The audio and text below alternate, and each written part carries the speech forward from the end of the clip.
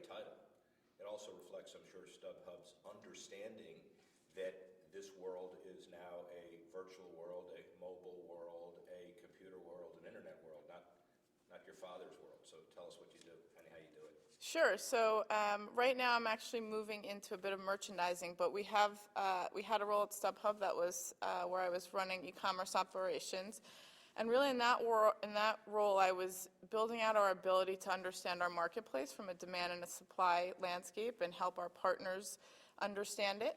And I think we've really worked on that muscle, and so I moved over into our marketing org, and I'm now trying to build out our capacity to really talk and engage with our customers through the life cycle. And so I run our merchandising campaign, so I try to figure out what should we focus with on buyers, what should we talk to them about, how do we get them to discover events, and how do we really engage with them throughout the live experience and after. When I was growing up in the leather helmet days, scalping was something you did quietly on the corner and people wouldn't know it. The industry has morphed, and of course StubHub has morphed. Consumer marketing campaign, really important now. You're mainstream, celebrate mainstream. How did that happen? Sure. Well, I think, back in 2000 when StubHub started, we really invented the secondary ticketing marketplace. And I think since then you've seen a ton of innovation. You've seen technology around us really growing. And so we've come from really bringing ticketing online to bringing the whole experience online. And so not only do we bring you the ticket, but we help you discover it. So we help you discover the events through our campaigns.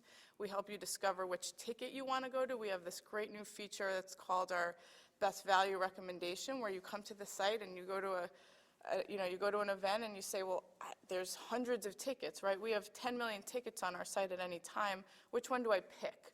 And so we've got a great feature now, both on mobile and web, to help you figure out the best tickets there. And then, we engage with you with Twitter, we engage with you with Snapchat, and so we're always in that experience with you.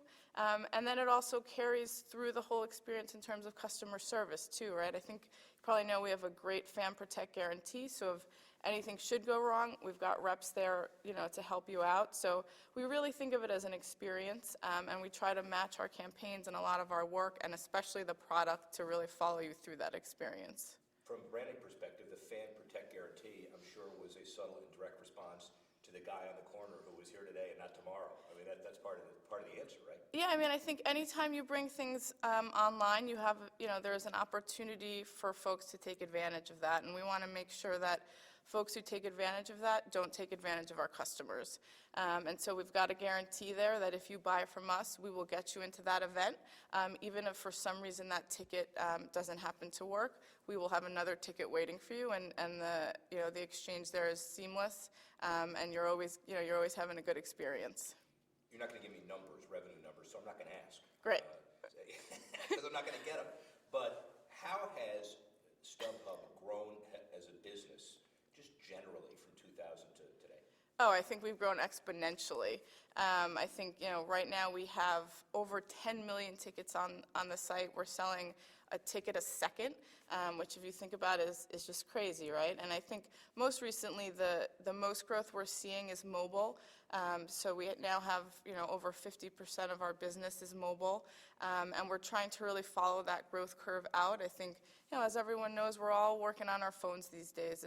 You don't necessarily want to pull up your desktop. You don't want to print tickets, and where possible, we make it a fully mobile experience. So you can find your event, you can find your ticket, you can, where the venues allow, you can even use your phone. We've got a mobile optimized ticket as part of our app as well. So really trying to follow the mobile growth curve and be innovators in that space as well. Where is the ticketing industry going? Obviously, the trend is that 50% mobile is a shocking but understandable number. Are we going to be at a point soon where the ticket stub as a souvenir is totally gone? I think we're definitely moving to a place where fans are demanding things on their phone. I think the other piece of the industry that you're going to see is one market. So I think, through the last 10 or 15 years, you've seen the primary and you've seen the secondary. And StubHub is really growing into a place where there's no difference. And so, as you may have heard, a couple of weeks ago, we announced a partnership with the Philadelphia 76ers. To make them play better on the court, or to sell more tickets off it? Well, I'm a Knicks fan, so I can't comment on that. Wow, you clearly can't. You've had some expertise in mediocrity at best in recent But in terms of selling tickets, we will, they are definitely putting themselves in a place to be, better serving their fans. And by doing that, they've partnered with us. We're going to have both primary and secondary inventory on our site, and it's going to be blended. So in terms of what the fans see, they just see tickets. They see, tickets whenever they want them. They can see them on desktop. They can see them on their mobile phone. And we're super excited about this partnership. I think it's definitely industry leading. And the Sixers then can utilize data. They'll understand their customers more. And the partnership, I think, will benefit both them as well as fans in the marketplace. I will volunteer, being in the industry 900 years, to tell you that I think it is watershed. And one of the interesting things about it is that how you've morphed from a company that fended off the scalping perception, and then when people understood that the leagues embraced, how do you keep control of StubHub when leagues or teams could say, why don't we do it ourselves? How did you deal with that issue as kind of a mid-growth crisis? Sure. So I think the important thing to remember is that StubHub provides a fair and equitable marketplace, and one that's based on supply and demand trends. And when you do that and that's at your core, I think fans notice, and your business is able to exist on a really fair playing ground. And so, fans notice that. And so I think we are continuing to always believe that. We never pivot from that course. And I think now you see partners starting to realize the benefits that brings them. The more places you have things selling, the better. The more competition you have, the more innovation you have. And so I think as we start to partner with more industry partners, fans will benefit because they will have more ability to buy things in different places. And the partners benefit too because they will have more fans in seats. And I think the more folks you have cheering for the more fans you have cheering for folks, better those players start to play, the more the stadium gets filled and everyone wins all around. Storybook, but it's probably business reality as well. How hard was it for you guys to make the argument to teams that you're not really giving up an asset, but you're really allowing somebody else to help you sell and maximize revenue? I think it's definitely something that folks have to start to realize that the open marketplace is a good thing. And so I think in certain places it is challenging, and I think we're up for that challenge. And in other places, I think there's folks that are excited to partner and to receive that data and receive that extra opportunity to sell your ticket on a new platform. And so I think it really depends. I think it depends on the team and where they're at. And we're excited to continue engaging in that conversation and hopefully opening eyes and helping fans get into events, through more places to buy their tickets. Of all the owners that I've worked with or been involved with, the devil term for them now is decouching. They're trying to figure out what it all means and how you maximize people watching the game on TV or whatever the TV contracts say it is, mobile, tablet, etc., but also get up off the couch and actually go to the game. Yep. And you all are right in the middle of that arena. How do you deal with that issue? I think some games we understand fans want to see on TV, right? I can't go to every Mets game, I can't go to every Jets game, but there are a few that I definitely want to see. And I think what we try to do at StubHub is help you figure out, okay, you should be at this game, and when you're at that game, you should be in this seat. And then when you're there, we're going to help you engage on Twitter through this mechanism. So I think we definitely have an understanding that there's the right time and place to have, both your live sports experience. There's sometimes where you have your bucket list, right? I'm not going to go to the Super Bowl every year, but hopefully I get there at least once in a lifetime. I think in terms of we're seeing Hamilton tickets skyrocket, right? And that's really about the experience of a new type of theater.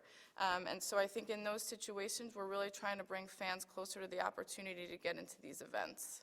Broader, future, StubHub, where are you going?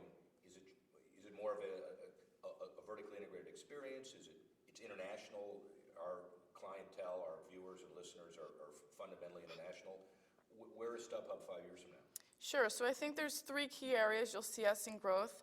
It's discovery. So through our product, we're going to help you figure out what event you should go to, where you should sit, what you should do before the event or after the event. For example, at the Masters this year, we're going to be offering hospitality, right? So a new type of experience. So that brings me into sort of the point two, and the experience itself, right? So I think we want to bring folks around the world. You're going to see us branching into new countries this year.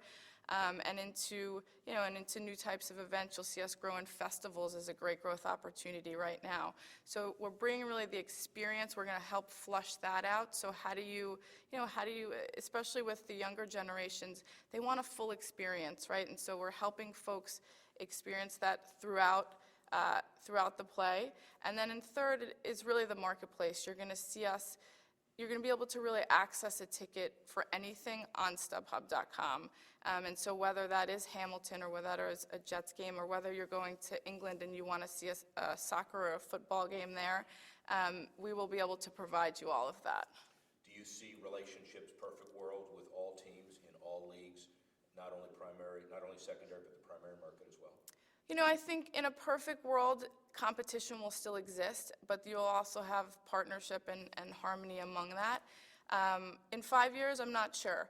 I think ultimately our goal here is to make sure that the fans are at the root of everything we do, and we want to provide that marketplace, and I think in 5 years you'll see us make huge jumps in that as well as in innovation.